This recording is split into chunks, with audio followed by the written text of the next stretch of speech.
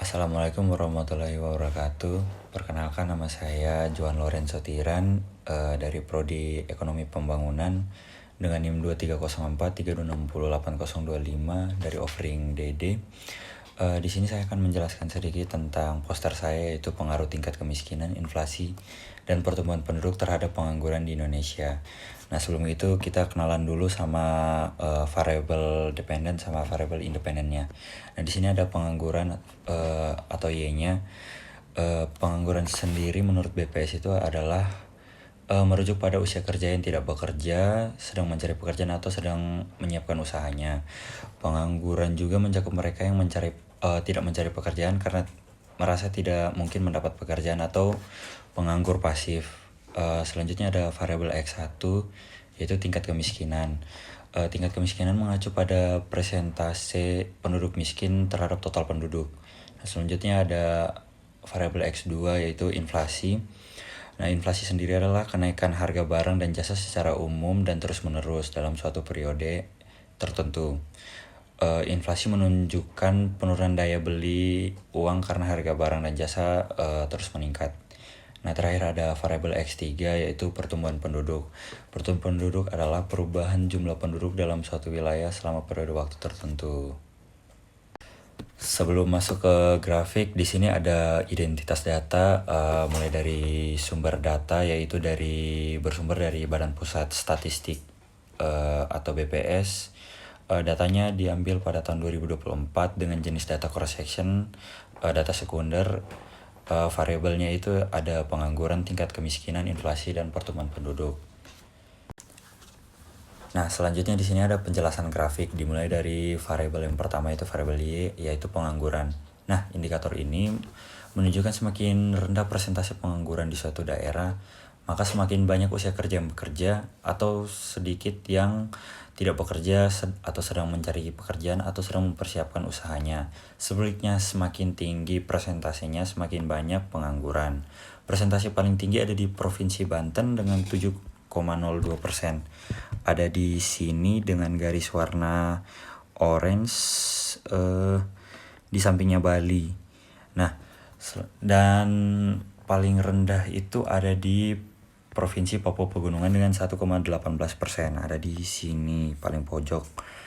Nah, selanjutnya ada variabel X1 atau tingkat kemiskinan. Nah, indikator ini menunjukkan semakin rendah persentase tingkat kemiskinan di suatu daerah, menunjukkan bahwa kondisi ekonomi semakin membaik dan jumlah penduduk miskin semakin berkurang. Sebaliknya, semakin tinggi persentasenya, semakin banyak penduduk miskin. Persentase paling tinggi ada di Provinsi Papua Pegunungan dengan 32,97%. Ini ada di sini dengan garis yang warna ungu.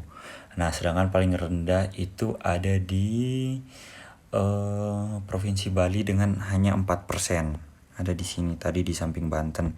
Garisnya yang warna ungu. Nah, selanjutnya di sini ada variabel X2 atau inflasi. Nah, indikator ini menunjukkan semakin rendah persentase inflasi di suatu daerah, menunjukkan bahwa kondisi ekonomi semakin stabil dan daya beli masyarakat cenderung terjaga. Nah, sebaliknya semakin tinggi persentasenya, semakin tinggi inflasi dan penurunan daya beli. Itu juga memperburuk ketimpangan sosial dan menghambat pertumbuhan ekonomi jangka panjang. Presentasi paling tinggi ada di Papua Pegunungan dengan 5,5%. Ada di sini dengan masih di pojok Papua Pegunungan dengan 5,05% dengan garis yang warna biru. Nah, terus paling rendah ada di Provinsi Kepulauan Bangka Belitung dengan hanya 1,02%. Ada di sini. Mana nih? Nah, di sini. Nah, terus selanjutnya ada variabel X3, yaitu pertumbuhan penduduk. Nah, indikator ini menunjukkan semakin tinggi persentase pertumbuhan penduduk suatu daerah, menunjukkan bahwa jumlah penduduk suatu negara atau wilayah semakin cepat bertambah dan sebaliknya. Nah, persentase paling tinggi ada di Provinsi Kalimantan Timur dengan 1,93% dan paling rendah ada di Provinsi DKI Jakarta dengan 0,31%. DKI Jakarta ada di sini dan Kalimantan Timur ada di sini dengan garis yang warna coklat. Nah, Nah, yang terakhir ada keterkaitan dengan teori ekonomi. Nah, keterkaitan apa? Keterkaitan semua variabel tadi dengan teori ekonomi. Nah, di sini pengangguran, tingkat kemiskinan, inflasi, dan pertumbuhan penduduk saling berkaitan dan mempengaruhi stabilitas serta pertumbuhan ekonomi suatu negara. Pengangguran langsung berkontribusi pada kemiskinan karena orang tanpa pekerjaan kehilangan sumber pendapatan. Dalam teori Keynesian, pengangguran tinggi menunjukkan lemah permintaan agregat yang menyebabkan stagnasi ekonomi. Sebaliknya, kemiskinan juga memperburuk pengangguran karena terbatasnya akses ke pendidikan dan pekerjaan. Pengangguran dan inflasi saling berhubungan melalui teori kurva Phillips yang menunjukkan bahwa penurunan pengangguran dapat meningkatkan inflasi.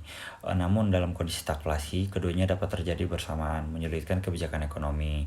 Inflasi juga dapat berdampak pada kemiskinan, terutama bagi masyarakat yang berpenghasilan rendah, karena harga barang pokok naik dan mengurangi daya beli mereka. Nah, pertumbuhan penduduk mempengaruhi pengangguran, kemiskinan, dan inflasi. Pertumbuhan penduduk yang cepat tanpa penciptaan lapangan kerja dapat meningkatkan pengangguran dan kemiskinan. Namun jika dikelola dengan baik, pertumbuhan penduduk dapat menjadi bonus demografi yang mendorong pertumbuhan ekonomi. Selain itu, pertumbuhan penduduk dapat memicu inflasi dan tekanan harga, terutama di daerah urban. Oleh karena itu, kebijakan ekonomi yang holistik diperlukan untuk mengendalikan inflasi, menciptakan lapangan kerja, dan meningkatkan kualitas sumber daya manusia guna mencapai pertumbuhan ekonomi yang inklusif dan berkelanjutan. Mungkin itu hanya sekian dari saya. Sekian dan terima kasih.